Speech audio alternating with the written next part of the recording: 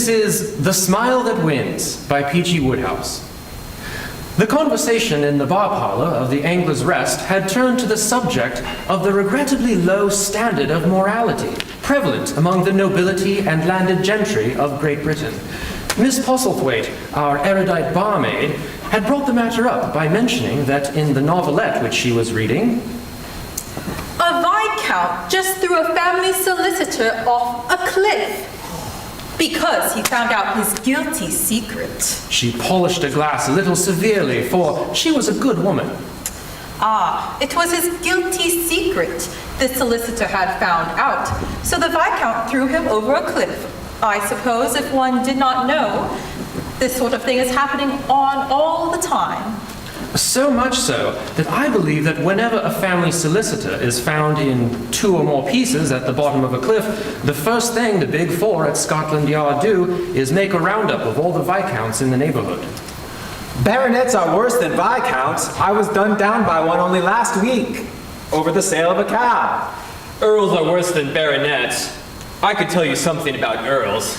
How about OBEs? If you ask me, OBEs need watching too. The fact is, reluctant though one may be to admit it, the entire British aristocracy is seamed and honeycombed with immorality. I venture to assert that if you took a pin and jabbed it down anywhere in the pages of Debrets' Peerage, you would find it piercing the name of someone who is going about the place with a conscience as tender as a sunburned neck. If anything were needed to prove my assertion, the story of my nephew, Adrian Molyneux, would do it. I didn't know you had a nephew who was a detective. Oh yes, he has retired now, but at one time he was as keen an operator as anyone in the profession. After leaving Oxford and trying his hand at 1 or 2 uncongenial tasks, he had found his niche as a member of the firm of Widgery and Boone, investigators of Albemarle Street. And it was during his 2nd year with this old established house that he met and loved Lady Millicent Shipton Bellinger, younger daughter of the 5th Earl of Brainbolton. It was the adventure of the missing Sealyham Terrier that brought us together. From the purely professional standpoint, I have never ranked this among my greatest triumphs of ratiocination, but considering what it led to, I might well be justified in regarding it as the most important case of my career. What happened was, I met the animal straying in the park, deduced from the name and address upon its collar that it belonged to Lady Millicent Shipton Bellinger of 18A Upper Brook Street. I took it thither at the conclusion of my stroll and returned it. Child's play. But Lady Millicent could not have displayed more admiration and enthusiasm had it been the supremest masterpiece of detective work. She fawned on my nephew. She invited him in to tea. Consisting of buttered toast, anchovy sandwiches, and 2 kinds of cake. And at the conclusion of the meal, they parted on terms which, even at that early stage in their acquaintance, were something warmer than those of mere friendship. Indeed, it is my belief that the girl fell in love with Adrian as instantaneously as he with her. And it was her radiant beauty that exercised the spell. I was fascinated, not only by the regularity of his features, but also by the fact that he was serious and thin, and wore an air of inscrutable melancholy. This, as a matter of fact, was due to the troublesome attacks of dyspepsia from which he had suffered since boyhood. But to the girl, it naturally seemed evidence of a great and romantic soul. Nobody could look so grave and sad had he not hidden deeps in him. One can see the thing from her point of view. All her life she had been accustomed to brainless juveniles who eked out their meager eyesight with monocles. And as far as conversation was concerned, they were a spent force after they had asked her if she had seen the academy or did she want a glass of lemonade. The effect on her of a somber, keen-eyed man like Adrian Molyneux, who spoke well and easily of footprints, psychology, and the underworld, must have been stupendous. At any rate, their love ripened rapidly. It could not have been 2 weeks after their first meeting when Adrian, as he was giving her lunch one day at the Senior Bloodstain, the Detectives Club in Rupert Street, proposed and was accepted. And for the next 24 hours, there was in the whole of London, including the outlying suburban districts, no happier private investigator than he. Next day, however, when he again met Millicent for lunch, he was disturbed to perceive on her beautiful face an emotion which his trained eye immediately recognized as anguish. Oh, Adrian, the worst has happened. My father refuses to hear of our marrying. When I told him we were engaged, he said, "Pooh," quite a number of times, and added that he had never heard such dashed nonsense in his life. You see, ever since my Uncle Joe's trouble 4 years ago, Father has a horror of detectives. I don't think I have met your Uncle Joe. You will have the opportunity next year. With the usual allowance for good conduct, he should be with us again in July. And there is another thing. Oh, not another. Yes. Do you know the financier, Sir Jasper Alton, OBE? The financier? Yes. Father wants me to marry him. Isn't it awful? Oh, I've certainly heard more enjoyable bits of news. This wants a good deal of careful thinking over. The process of thinking over his unfortunate situation had the effect of rendering excessively acute the pangs of Adrian Molyneux's dyspepsia. During the past 2 weeks, the ecstasy of being with Millicent and deducing that she loved him had caused a complete cessation of the attacks. But now they began again, worse than ever. At length, after a sleepless night during which he experienced all the emotions of one who has carelessly swallowed a family of scorpions, he sought a specialist.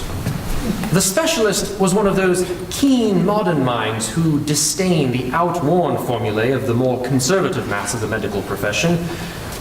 She examined Adrian carefully, then sat back in her chair with the tips of her fingers touching. Smile. What? Smile, Mr. Molyneux. I'm sorry, did you say smile? That's it. Smile.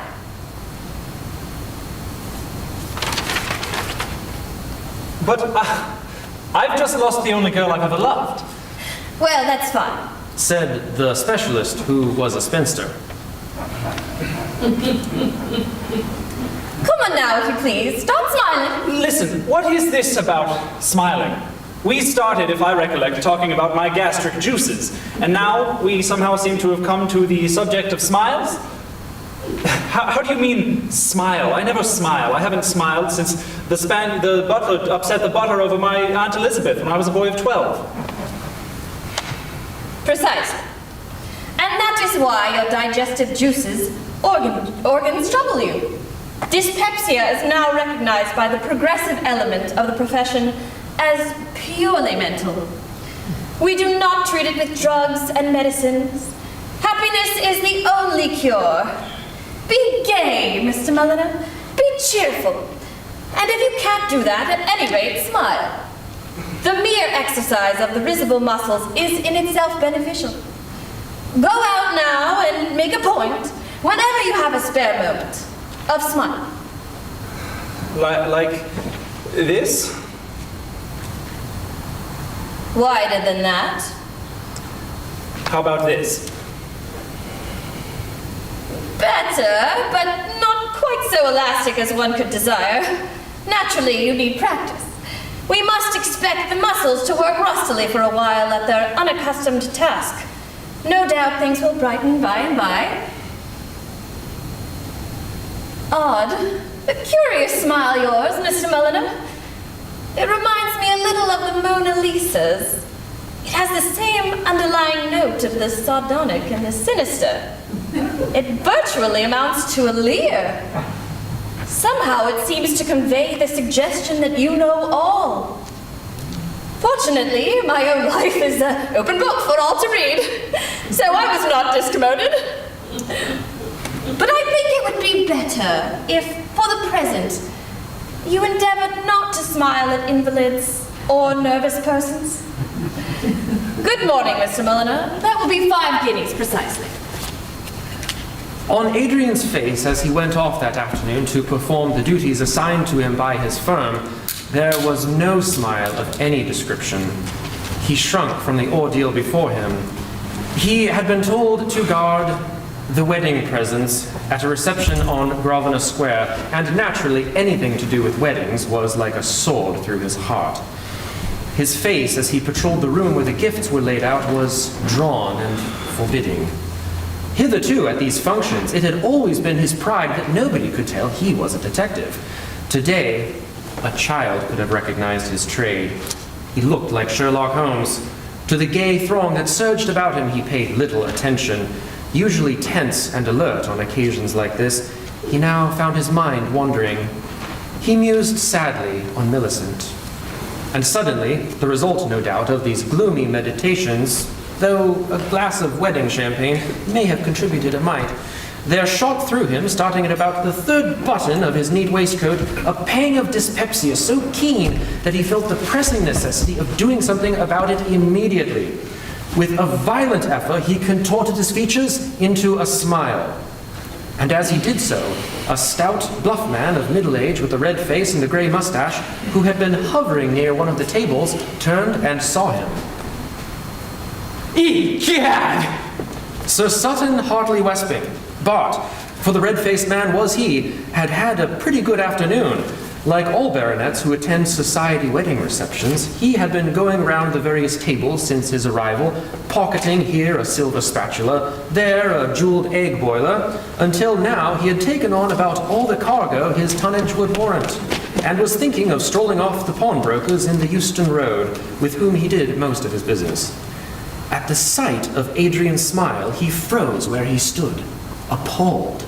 At all costs, he felt, he must conciliate this leering man. Swiftly removing from his pockets a diamond necklace, 5 silver spatulas, 10 cigarette lighters, and a couple of egg boilers, he placed them on the table and came over to Adrian with a nervous little laugh. How are you, my dear fellow? Oh, quite well. And so, indeed, he was. The specialist's recipe had worked like magic. Well, that's fine. That's capital. That's, splendid. By the way, I fancied I just saw you smile. I did smile. You see, Of course I see. Of course, my dear fellow. You detected the joke I was displaying on our good hostess. And you were amused because you understood that there is no animus, no arrière-pensée behind these little practical pleasantries. Nothing but good, clean fun, at which nobody would have laughed more heartily than herself. And now, what are you doing this weekend, my dear old chap? Would you care to run down to my place in Sussex? very kind of you.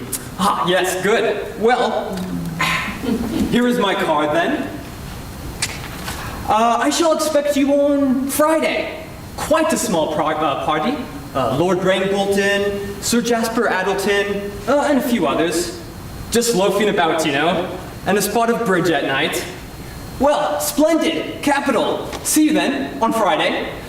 And carelessly dropping another egg boiler on the table as he passed, Sir Sutton disappeared.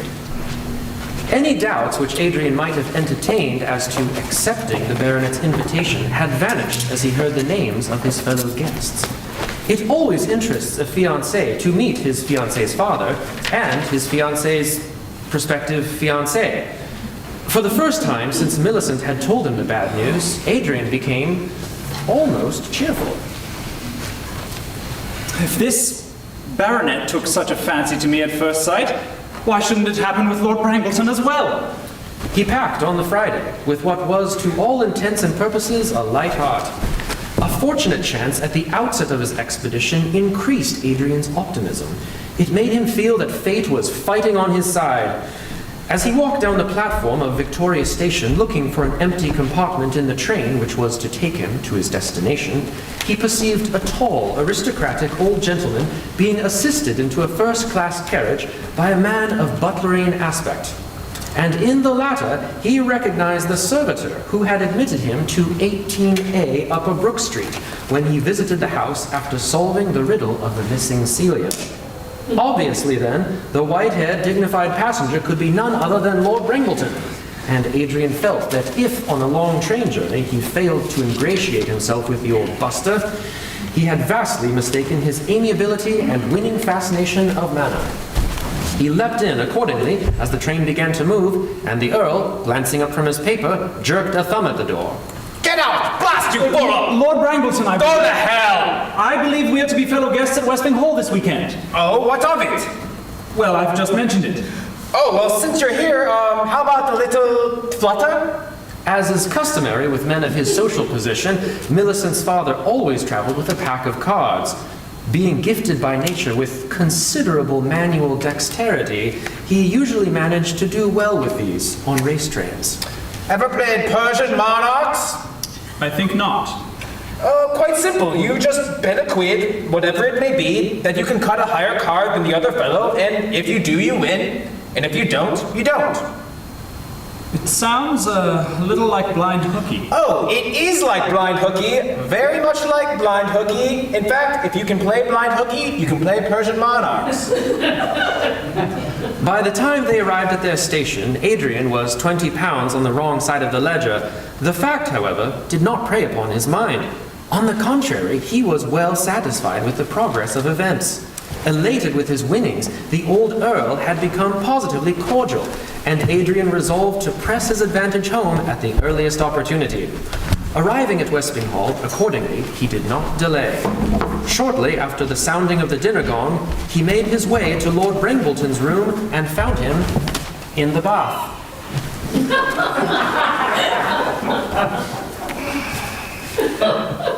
Might I have a word with you, Lord Brangleton?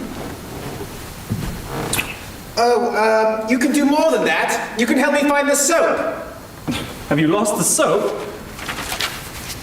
Yes, had it a minute ago, now it's gone. Strange. Very strange. Makes a fellow think a bit, that sort of thing happening. My own soap, too. Brought it with me. Tell me exactly what occurred, in your own words. And tell me everything, please, for one never knows when the slightest detail may be important. Okay. My name is Reginald Alexander Montacute James Brimfield Tregenus Shipton Bellinger, 5th Earl of Brangleton. On the 16th of the present month, today in fact, I journeyed to the house of my friend Sir Sutton Hartley Westby, Bart, here in short, with the purpose of spending the weekend there. Knowing that Sir Sutton likes to have his guests sweet and fresh about the place, I decided to take a bath before dinner. I unpacked my soap and in a short space of time had lathered myself thoroughly from the neck upwards. And then, just as I was about to get at my right leg, what should I find but the soap had disappeared? Nasty shock it gave me, I can tell you. Well, it looks like an inside job.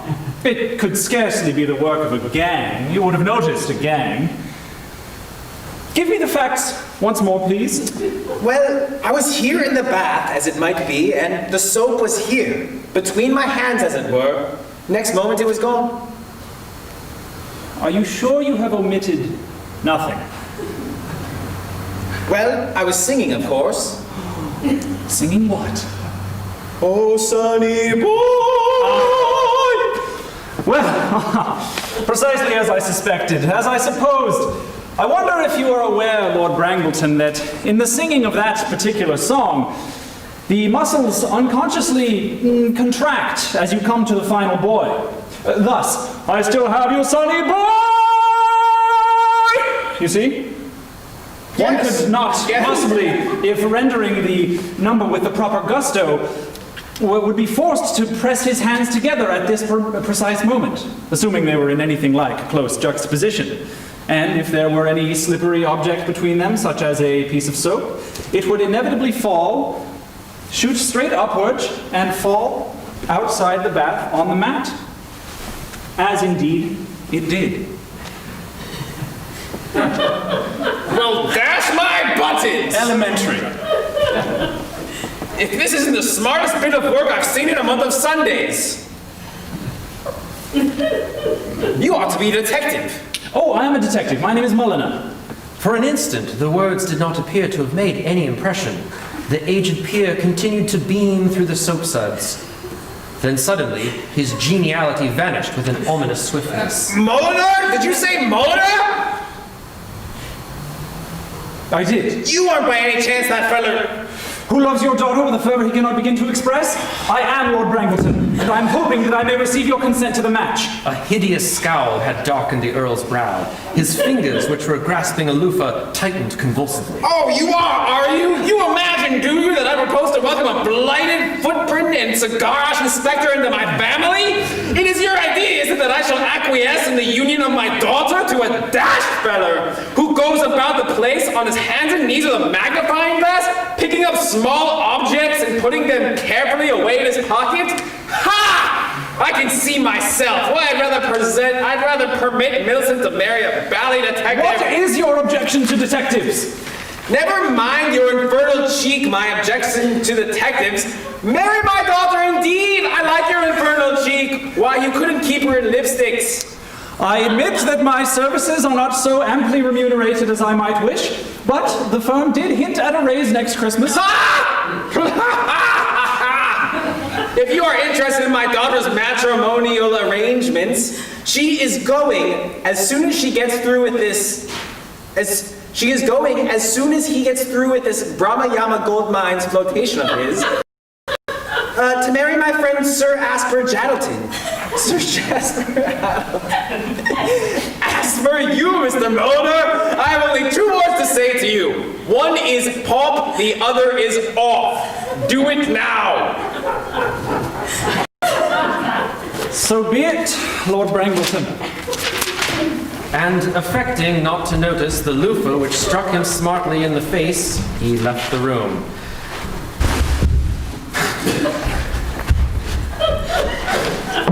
The food and drink provided for his guests by Sir Sutton Hartley Westby at the dinner which began some half-hour later were all that the veriest gourmet could have desired. But Adrian gulped them down, scarcely tasting them. His whole attention was riveted on Sir Jasper Addleton, who sat immediately opposite him. And the more he examined Sir Jasper, the more revolting seemed the idea of his marrying the girl he loved. Of course, an ardent young fellow inspecting a man who is going to marry the girl he loves is always a stern critic. In the peculiar circumstances, Adrian would, no doubt, have looked askance at a Clark Gable or a Laurence Olivier. But in the case of Sir Jasper, it must be admitted that he had quite reasonable grounds for his disapproval. In the first place, there was enough of the financier to make two financiers. It was as if nature, planning a financier, had said to itself, "We will do this thing well, we will not skimp." With the result that, becoming too enthusiastic, it had overdone it. And then, in addition to being fat, he was also bald and goggly-eyed. And if you overlooked his baldness and the goggly protuberance of his eyes, you could not get away from the fact that he was well advanced in years. Such a man, felt Adrian, would have been better employed in pricing burial lots in Kensal Green Cemetery than in forcing his unwelcome attentions on a sweet young girl like Millicent. And as soon as the meal was concluded, he approached him with cold abhorrence. "A word with you," he said, and led him out onto the terrace. The OBE, as he followed him into the cool night air, seemed surprised and a little uneasy. He had noticed Adrian scrutinizing him closely across the dinner table, and if there is one thing a financier who has just put out a prospectus on a gold mine dislikes, it is to be scrutinized closely. What do you want? Do you ever weigh yourself, Sir Jasper? Frequently. Do you ever look in a mirror? Often. Do you ever listen while your tailor is toiling round you with the tape and calling out the score to his assistant? I do. Then, and I speak in the kindest spirit of disinterested friendship, you must have realized that you are an overfed old bohunkus. And how you ever got the idea that you are a fit mate for Lady Millicent Shipton Bellinger frankly beats me. Surely it has occurred to you what a priceless ass you will look walking up the aisle with that fine girl at your side. Besides, think of the risks of a financier's life. Nice it would be for that sweet girl to suddenly get a wire from you telling her not to wait dinner for you because you had just started a 7-year stretch at Dartmoor. Oh. An angry retort had been trembling on Sir Jasper's lips during the early portion of the speech, but at these concluding words, it died unspoken. He blenched visibly and stared at the speaker with undisguised apprehension. What do you mean? Oh, never mind. He had spoken, of course, purely at a venture, basing his remarks on the fact that nearly all OBEs who dabble in high finance go to prison sooner or later. Of Sir Jasper's actual affairs, he knew nothing. Hey, listen. But Adrian did not hear him. I have mentioned that during dinner, preoccupied with his thoughts, he had bolted his food. Nature now took its toll. An acute spasm suddenly ran through him, and with a brief of pain, he doubled up and began to walk around in circles. This is no time for doing the austere pom-pom dance. Tell me, what you meant by this stuff you're saying about prison? Adrian had straightened himself. In the light of the moon which flooded the terrace with its silver beams, his clean-cut face was plainly visible. And with a shiver of apprehension, Sir Jasper saw that it wore a sardonic, sinister smile. A smile which, it struck him, was virtually tantamount to a leer. I have spoken of the dislike financiers have for being scrutinized closely. Still more vehemently do they object to being leered at. Sir Jasper reeled and was about to press his question when Adrian, still smiling, tottered off into the shadows and was lost to sight. The financier hurried into the smoking room where he knew there would be the materials for a stiff drink. A stiff drink was what he felt an imperious need of at the moment. He tried to tell himself that a smile could not really have had the inner meaning which he had read into it, but he was still quivering nervously as he entered the smoking room. As he opened the door, the sound of an angry voice smote his ears. He recognized it as Lord Brangleton's. I call it Dashbow! Sir Jasper gazed in bewilderment. His host, Sir Sutton Hartley Westbing, was standing backed against the wall, and Lord Brangleton, tapping him on the shirt front with a piston-like forefinger, was plainly in the process of giving him a thorough ticking off. What is the matter? I'll tell you what's the matter. This hound here has gotten down a detective to watch his guests. A dashed fellow named Mulliner. So much so for our boasted English hospitality. Egad, I call it thoroughly low if I've had a few of my society chums down to my little place for a visit. Naturally, I chain up the hairbrushes and tell the butler to count the spoons every night. But I never dream of going so far as to employ beastly detectives. One has one code. Noblesse, I mean to say oblige. What? But listen, I keep trying to tell you. I had to invite the fellow here. I thought that if he had eaten my bread and salt, he would not expose me. How do you mean expose you? It was nothing. The merest trifle. Still, the man undoubtedly could have made things quite unpleasant for me if he had wished. So, when I looked up and saw him smiling at me in that frightful, sardonic, knowing way. Smiling? Did you say smiling? Smiling is right. It was one of those smiles that seem go clean through you and light up all your inner being, as if with a searchlight. Is this smiler fellow, is he tall, somber, thin chap? That's right. He sat opposite you at dinner. And he's a detective?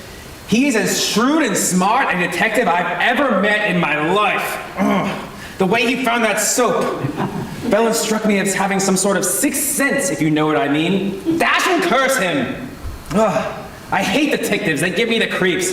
This one wants to marry my daughter, Millicent. Of all the dash nerve. See you later. And with a single bound, he was out of the room and on his way to the terrace. There was, he felt, no time to waste. His florid face as he galloped along was twisted and ashen. With one hand he drew from his inside pocket a checkbook, with the other from his trouser pocket a fountain pen. Adrian, when the financier found him, was feeling a good deal better. He blessed the day when he had sought the specialist's advice. There was no doubt about it. He felt the woman knew her business. Smiling might make the cheek muscles ache, but it undoubtedly did the trick as regarding the pangs of dyspepsia. For a brief while before Sir Jasper burst onto the terrace, waving fountain pen and checkbook, Adrian had been giving his face a rest, but now, the pain in his cheeks having abated, he deemed it prudent to resume the treatment. And so it came about that the financier, hurrying towards him, was met with a smile so meaningful, so suggestive, that he stopped in his tracks and for a moment could not speak. Oh, there you are. Might I have a word with you in private, Mr. Molyneux? I've been thinking things over, and I've come to the conclusion that you are right. Right? About marrying, I wouldn't do it. No. Positively not. Absurd. I can see it now. I'm too old for the girl. Yes, Too bald. exactly. And too fat. Much too fat. This sudden change of heart puzzled him, but nonetheless the other's words were as music to his ears. Every syllable the OBE had spoken had caused his heart to leap within him like a young lamb in springtime, and his mouth curved in a smile. Sir Jasper, seeing it, shied like a frightened horse. He patted Adrian's arm feverishly. So I've decided to take your advice, and if I recall your expression, give the thing a miss. You couldn't do better. Now, if I were to remain in England, in these circumstances, there might be unpleasantness. So I propose to go quietly away to some remote spot, say, South America. Don't you think I'm right? Quite right. You won't mention this little plan of mine. You'll keep it a secret between ourselves. If, for instance, any of your cronies at Scotland Yard should express curiosity to us my whereabouts, you'll plead ignorance? Certainly. Capital. And there's one other thing. I gather from Brangleton. You're anxious to marry Lady Millicent yourself? And as the time of the wedding, I'll be in Callao, Peru, a spot that suggests itself offhand. And one other thing, I'd like to give you a little wedding present now. He scribbled hastily in his checkbook, tore out a page, and handed it to Adrian. Remember, not a word to anyone. Certainly. He watched the financier disappear in the direction of the garage, regretting that he could have misjudged a man who so evidently had much good in him. Presently, the sound of a motor engine announced that the other was on his way. Feeling that one obstacle at least between himself and his happiness had been removed, Adrian strolled indoors to see what the rest of the party were doing. It was a quiet, peaceful scene that met his eyes as he wandered into the library. Overruling the request of some of the members of the company for a round of bridge, Lord Brangleton had gathered them together at a small table and was initiating them into his favorite game of Persian monarchs.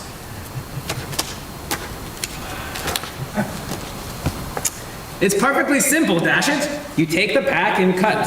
You bet, let us say 10 pounds, that you will cut a higher card than the fellow you're cutting against. And if you do, you win, dash it. And if you don't, you don't. The other dash fellow wins. Quite clear, what? Sounds a little like blind hooky. Oh, it is like blind hooky. Very much like blind hooky. In fact, if you can play blind hooky, you can play Persian monarchs. They settled down to their game, and Adrian wandered about the room, endeavoring to still the riot of emotion which his recent interview with Sir Jasper Addleton had aroused in his bosom. All that remained for him to do now, he reflected, was by some means or other to remove the existing prejudice against him from Lord Brangleton's mind. It would not be easy, of course. To begin with, there was the matter of his limited financial means. He suddenly remembered that he had not looked at the check which the financier had handed him. He pulled it out of his pocket, and having glanced at it, Adrian Molyneux swayed like a poplar in a storm. Just what he expected he could not have said. A fiver, possibly, at most a tenner. Just a trifling gift, he had imagined, with which to buy himself a cigarette lighter, a silver spatula, or an egg boiler. The check was for £100,000. So great was the shock that, as Adrian caught sight of himself in the mirror opposite to which he was standing, he scarcely recognized his own face in the glass. He seemed to be seeing it through a mist. Then the mist cleared, and he saw not only his own face clearly, but also that of Lord Brangleton, who was in the act of cutting against his left-handed neighbor, Lord Knubel of Knott. And as he thought of the effect the sudden accession of wealth must surely have on the father of the girl he loved, there came into Adrian's face a sudden swift smile, and simultaneously from behind him he heard a gasping exclamation. And looking in the mirror, he met Lord Brangleton's eyes. Always a little prominent, they were now almost prawn-like in their convexity. Lord Knubel of Knott had produced a banknote from his pocket and was pushing it along the table. Ah, another ace! Well, I'm dashed! Excuse me. I just want to have a little chat with my friend over here, Mr. Mulliner. Might I have a word with you, Mr. Mulliner? There was silence between the two men until they had reached a corner of the terrace out of earshot of the library window. Then Lord Brangleton cleared his throat. Mulliner, or rather, what is your Christian name? Adrian. Adrian, my dear fellow, my memory is not what it should be, but I seem to have a distinct recollection that when I was in my bath before dinner, you said something about wanting to marry my daughter, Millicent? I did, and if your objections to me were merely financial, I can assure you that since we last spoke, I have become a wealthy man. Ah, I never had any objections to you, Adrian, financial or otherwise. I've always felt that the man my daughter married ought to be a fine, warm-hearted young fellow like you. For you, Adrian, are warm-hearted. You would never dream of distressing a father-in-law by mentioning any little, well, in short, I saw your smile there, that you had noticed that I was introducing into that game of blind hooky, or rather Persian monarchs, certain little, shall I say, variations designed to give it additional interest and excitement. When I feel sure that you would scorn to embarrass a father-in-law by, well, to cut a story short, my boy, take Millicent and with her a father's blessing. I am the happiest man in the world, Said Adrian, smiling broadly. Do you mind not doing that? I only smiled. I know. Little remains to be told. Adrian and Millicent were married 3 months later at a fashionable West End church. All society was there. The presents were both numerous and costly, and the bride looked charming. The service was conducted by the Very Reverend the Dean of Bittlesham. It was in the vestry afterwards, as Adrian looked at Millicent and seemed to realize for the first time that all his troubles were over, and that the girl was indeed his, for better or worse, that a full sense of his happiness swept over the young man. All through the ceremony he had been grave, as befitted a man at the most serious point of his career, but now, fizzing as if with some spiritual yeast, he clasped her in his arms, and over her shoulder his face broke into a quick smile. He found himself looking into the eyes of the Dean of Bittlesham. A moment later he felt a tap on his arm. Might I have a word with you? In private, Mr. Mulliner. The end.